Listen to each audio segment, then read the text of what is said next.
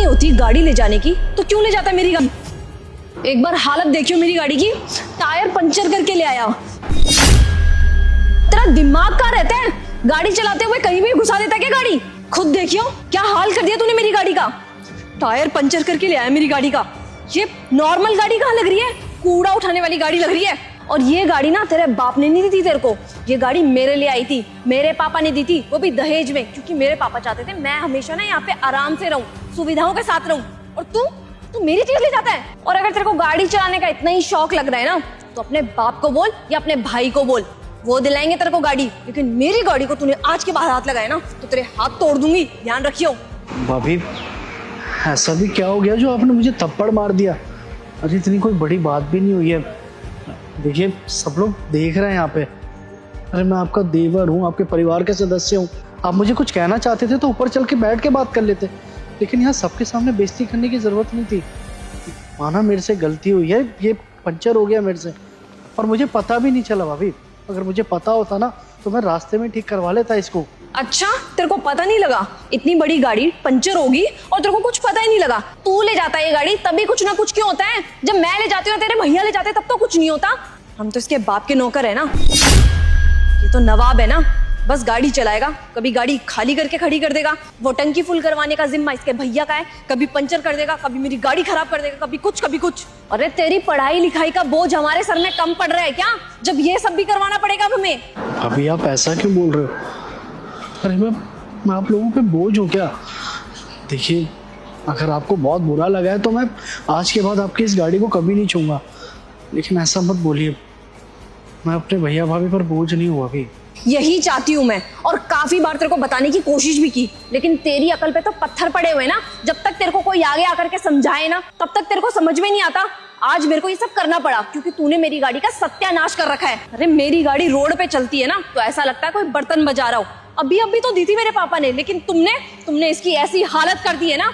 लेकिन मैं तेरे को अभी भी बहुत प्यार से समझा रही हूँ, लेकिन आज के बाद तूने मेरी चीजों को हाथ लगाया ना तो इसको ना लास्ट वार्निंग समझ ले, क्योंकि तूने आज के बाद मेरे को मजबूर किया ना तो मैं तेरे को धक्के देके घर से बाहर निकाल दूंगी। समझ में आया तेरे को। क्या हो गया अंकिता,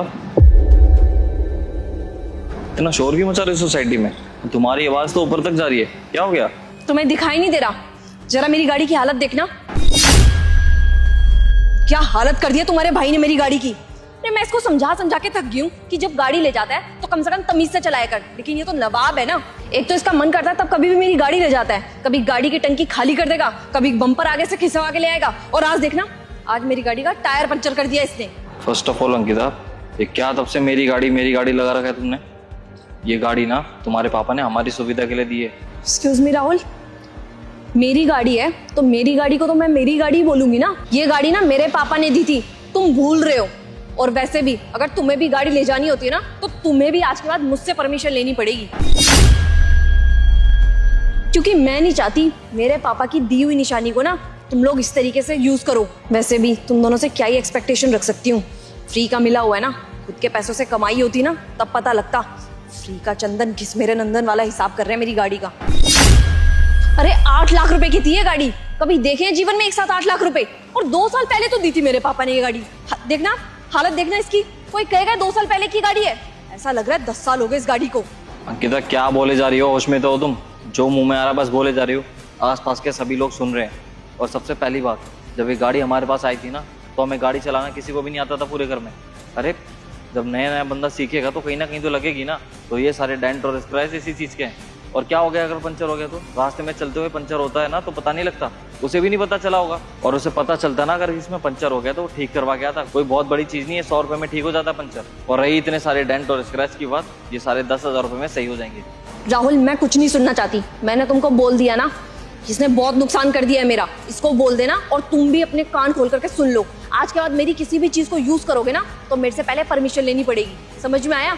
और मेरी गाड़ी को ठीक करवाओ अभी की अभी। अच्छा तो ये बात है, ठीक है फिर आज के बाद इस गाड़ी पर हम ना तो बैठेंगे और ना ही हमारा हक है इस पर, तो हम इस पर आप हाथ भी नहीं लगाने वाले। जब इतनी सी गाड़ी का इतना बड़ा इशू हो सकता है तो मैं और मेरा भाई तो इस गाड़ी से दूर ही रहा करेंगे। और हाँ, अब ये गाड़ी को तुम ही ठीक करवा देना। वो क्या है ना, बाई चांस अगर पंचर वाले की दुकान पर ले जाते हो इसमें कुछ हो गया, उसका बिल भी हमें ही देना पड़ेगा। तो इसलिए एक काम करो ना, तुम इस गाड़ी को खुद ही ठीक करवा लेना, और जितना भी पैसा लगे ना मुझे बता देना, मैं पे कर दूंगा। जो भी इसमें डेंट स्क्रैच लगे वो भी ठीक करवा लेना, क्योंकि जतिन मेरा भाई है और मेरे भाई ने जो भी गलतियां की है ना उसकी भरपाई मैं हंसते हंसते कर दूंगा। और अब से हम इस गाड़ी को छुएंगे भी नहीं, क्योंकि ये तुम्हारी गाड़ी है, तुम्हारे पापा ने जो दी है। चलते हैं। अरे पर मेरी गाड़ी ठीक कौन करवाएगा? राहुल राहुल राहुल, मैं कैसे लेके जाऊंगी? पंचर है ये गाड़ी। सारे सोसाइटी वाले देख रहे हैं